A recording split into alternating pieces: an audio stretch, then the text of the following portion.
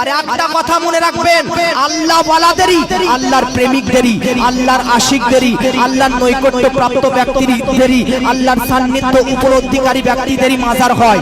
মাজার কাফিরদের হয় না, মাজার মুশরিকদের হয় না, মাজার বেয়াদবদের হয় না, মাজার বেয়াদব অমুসলিমদের হয় না, মাজার বেয়াদবদের হয় না, মাজার বেধর্মীদের হয় না, মাজার গুনাহগার ব্যক্তিদের হয় না, মাজার তো নেককার ব্যক্তিদের হয়, মাজার তো নবীদের হয়। আজ পর্যন্ত আপনি ইসলামের মধ্যে শুধু নয়, পৃথিবীর মধ্যে যে কোনো হিস্টরি সার্চ করুন, যে কোনো ইতিহাস সার্চ করুন, পুরো পৃথিবী খোঁজ করুন, পুরো পৃথিবীর মধ্যে নীল আকাশের নিচে, বিশ্বের মানচিত্রে, আসমানের নিচে, জমিনের উপরে ফেরাউনের আপনারা নাম শুনেছেন, ফেরাউনের মাজার পৃথিবীর মধ্যে খোঁজ করলেও পাবেন না। নমরুদের মাজার এই ব্যক্তিত্ব নাম শুনেছেন, তবুও তার মাজার পৃথিবীর মধ্যে খোঁজ করলেও পাবেন না। আবু জেহেল ইন্টারন্যাশনাল কুখ্যাত নাবী শত্রু, নাবী বিদ্বেষী ব্যক্তি, এর মাজারও পৃথিবীর মধ্যে খোঁজ করে পাবেন না। আবু লাহাবের মাজার পৃথিবীর মধ্যে খোঁজ করলে পাবেন না। আল্লাহু আকবার, ইবনে ওয়াহাবের মাজার পৃথিবীর মধ্যে খোঁজ করলে পাবেন না। ইয়াজিদের মাজার পৃথিবীর মধ্যে খোঁজ করলে পাবেন না। কিন্তু যখনই বেরাদার এই পৃথিবীর মধ্যে আদম নবীর মাজার সার্চ করতে লাগবেন, তখন আদম নবীর মাজার শ্রীলঙ্কার মধ্যে পেয়ে যাবেন। যখন নূহ নবীর মাজার সার্চ করবেন, তখন ইরাকের সরজমিনে নূহ নবীর মাজার সার্চ করে পেয়ে নেবেন। ইব্রাহিম নবীর মাজার সার্চ করবেন, ইব্রাহিম নবীরও মাজার পৃথিবীর মধ্যে বেরাদার পেয়ে নেবেন।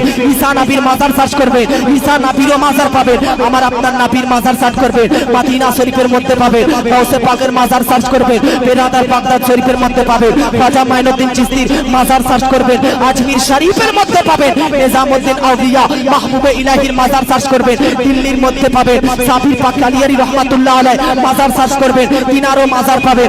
আল্লাহু আকবার, আলা হযরতের মাজার শরীফ पर সার্চ করবেন, বারালির সরজমিনে পাবেন। এমন কি বেরাদার দাতা বাবার দাতা মাহবুব শাহ রহমাতুল্লাহ আলাইহি মাজার সার্চ করবেন, পাথর চাপড়ির সরজমিনে পাবেন। পৃথিবীর মধ্যে আপনার জানা মতে, আমার জানা মতে যত সুন্নি মুসলমান রয়েছে, প্রত্যেকটি সুন্নি মুসলমানের মধ্যে ইতিহাসের পাতায় পাতায়, হিস্টরির মধ্যে যত তক্ষশীল, যত পণ্ডিত, যত আল্লাহর ওলিগণদের নাম রয়েছে, প্রত্যেকটি আল্লাহর ওলি, প্রত্যেকটি আল্লাহ ওয়ালা, প্রত্যেকটি আল্লাহর সান্নিধ্য উপলব্ধিকারী ব্যক্তিদের মাজার পাবেন। তো বোঝা যাচ্ছে নবীগণ, নবীগণ, সাহাবাগণ, তাবেঈনগণ, তাবেঈনগণ, খলিফাগণ, ওলিগণ, এদেরই মাজার আছে। আর কিয়ামত পর্যন্ত এদেরই মাজার পৃথিবীর মধ্যে তৈরি হতে থাকবে।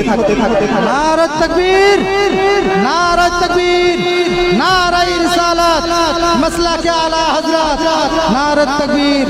জোরে বলে। তো পৃথিবীর মধ্যে মুমিনদের মাজার তৈরি হবে না কাফিরদের মাজার তৈরি হবে? মুমিনদের মাজার তৈরি হবে।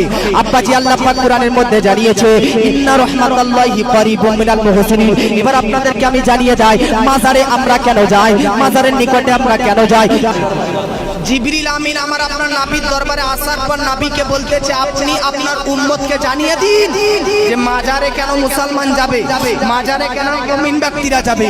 আল্লাহ পাক রব্বুল আলামিন বলতেছে, ইন্না রাহমাতুল্লাহি কারীবুম মিনাল মুহসিনিন। এই তো এলাকাতে অনেক জমি জায়গা আছে, তো জমি জায়গাতে চাষ করার জন্য বেরাদার জুরা লাগে কি লাগে না, ইউরিয়া এসব কিছু লাগে কি লাগে না। তো জুরা যদি মানুষ কিনতে যায়, ইউরিয়া যদি কিনতে চায়, তো এসব জাতীয় জিনিস, এই সব সার জাতীয় জিনিসগুলো কোথায় পাওয়া যায়? জুরা, ইউরিয়া এর ফ্যাক্টরিতে পাওয়া যায়। তো যেই জিনিসের ফ্যাক্টরিতে যাবেন সেই জিনিস পাবেন। পানির ফ্যাক্টরিতে যাবেন তো পানি পাবেন, জুসের ফ্যাক্টরিতে যাবেন তো জুস পাবেন, সিমেন্টের ফ্যাক্টরিতে যাবেন তো সিমেন্ট পাবেন, পাথরের ফ্যাক্টরিতে যাবেন তো পাথর পাবেন। পৃথিবীর মধ্যে যা আসবাবপত্র রয়েছে, প্রত্যেক আসবাবপত্র এক একটা করে বেরাদার কাউন্টার রয়েছে, এক একটা ফ্যাক্টরি রয়েছে। সেই সমস্ত কাউন্টার ও ফ্যাক্টরিতে যাবেন তো সেই জাতীয় জিনিসই পাবেন। আল্লাহর ওলির দরবারটা আল্লাহর রহমতের একটা কাউন্টার, আল্লাহর রহমতের একটা ফ্যাক্টরি। জোরে বলে। তাই যার ইচ্ছা হবে ফ্যাক্টরি থেকে রহমত নিয়ে আসার, যার ইচ্ছা হবে আল্লাহর দরবার থেকে করুণা, দয়ার, বেরাদারে মিল্লাত ইসলামিয়া নিয়ে আসার, সে মাজারে যাবে। কারণ আল্লাহ পাক বলতেছে, আমি আমার ওলির দরবারে, আমার বন্ধুর দরবারে রহমতের ফ্যাক্টরি, দয়ার ফ্যাক্টরি, রহমতের বেরাদার কাউন্টার রেখেছি।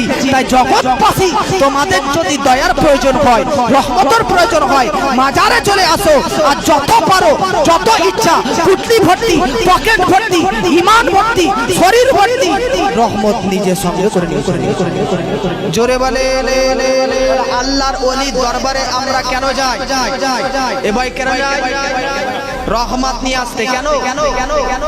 এবার আপনারা একটা কথা বলেন, আল্লাহর ওলিগণ জীবিত না মৃত? এ বলেন জীবিত না মৃত? ওনাদের দরবারে গিয়ে যদি ওনারা মৃতই হয় তাহলে গিয়ে কি লাভ? আমাদের কথা যদি শুনতেই না পায়, কে এসেছে আল্লাহর ওলির দরবারে এই কিছুগুলো যদি জানতেই না পারে তাহলে গিয়ে কি লাভ? আমি বলতে চাই দায়িত্বশীলতার সহিত প্রত্যেকটি আল্লাহর ওলি নিজ কবরের মধ্যে জানতে পারেন যে তার কবরের সাইডে, তার মাজারের সাইডে কে এসেছেন এবং কি প্রার্থনা করছেন, সেই প্রার্থনা নিয়ে আল্লাহর দরবারে সে আরজি পেশ করতে থাকে। জোরে বলেন সুবহানাল্লাহ। हेलो আমরা যখন কোনো কোর্টে যাই, কোনো বিচার স্থানে যাই, তো ডাইরেক্ট গিয়ে জজের সঙ্গে আমরা কথা বলি না। এই কথা বলি একজন উকিলকে ধরি, উকিলের সাহায্যে জজের সঙ্গে কথাবার্তা বলি। একজন বোকা ব্যক্তি, অনভিজ্ঞ অশিক্ষিত ব্যক্তি বলতেছে জজের কাছে উকিল কেন লাগে? তো জজ যেহেতু তোমাকে চিনে না, তার জন্য উকিলের সাহায্য চাই। আল্লাহ তো প্রত্যেকটা বান্দাকে চিনে, আল্লাহ তো প্রত্যেকটা মানুষকে চিনে, তাহলে মানুষের উকিলের কেন প্রয়োজন হবে? ডাইরেক্টলি তো আল্লাহর কাছে ফরিয়াদ করতে পারে। আমি বলতে চাই আল্লাহ তো চিনে, আল্লাহ তো শুনতে পায় যে বান্দা বেরাদারে মিল্লাত ইসলামিয়া আল্লাহর কাছে কি চাইছে, এটা আল্লাহ জানতে পারে। বান্দা আল্লাহর দরবারে যে দোয়া করতেছে, এই দোয়ার ভয়েস পর্যন্ত আল্লাহ শুনতে পায়। কিন্তু ওলির দরবারে যাওয়াতে লাভটা কি? আরে ওলির দরবারে গেলে একটু দ্রুত বেগে আল্লাহর দরবারে পৌঁছে যায়। কেন? তার কারণ হচ্ছে এটাই বেরাদার, সব জায়গাতে পরিচিতর একটা লাভ রয়েছে। আপনি অসুবিধায় যদি বেরাদার থানাতে পড়ে, তো আপনার যে কনস্টেবল হোক, যে কোনো পুলিশ হোক, যদি বেরাদার আপনার পরিচিত থাকে, তো তার মাধ্যমে আপনার কাজটা একটু তাড়াতাড়ি হয়ে যেতে পারে। কন্ট্রোল রেশনের দোকানে যাবে, আপনার পরিচিত যদি কেউ থাকে, তো সে বেরাদার আপনাকে একটু সহযোগিতায় হেল্প করে, একটু সাপোর্ট করে আপনার কাজটা একটু আগিয়ে দিতে পারে। স্কুলের কাজে যাবেন, স্কুলের কাজে বহুত ভিড় রয়েছে, আপনার কোনো টিচারের সঙ্গে যদি বেরাদার পরিচিত থাকে, মিট করা থাকে, সেই টিচারটা আপনার সঙ্গে বেরাদার নে মিল্লাতে ইসলামিয়া একটু হাত বাড়িয়ে, বেরাদার হাতের সঙ্গে হাত মিলিয়ে সহযোগিতা করে আপনার কাজটা বাড়িয়ে দিবে।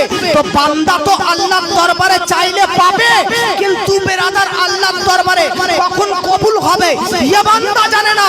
আল্লাহর ওলিগণের দরবারে গেলে গ্যারান্টির সহিত আপনার কাজটা আল্লাহর দরবারে পেশ করে সঙ্গে সঙ্গে কবুল হয়ে যাবে।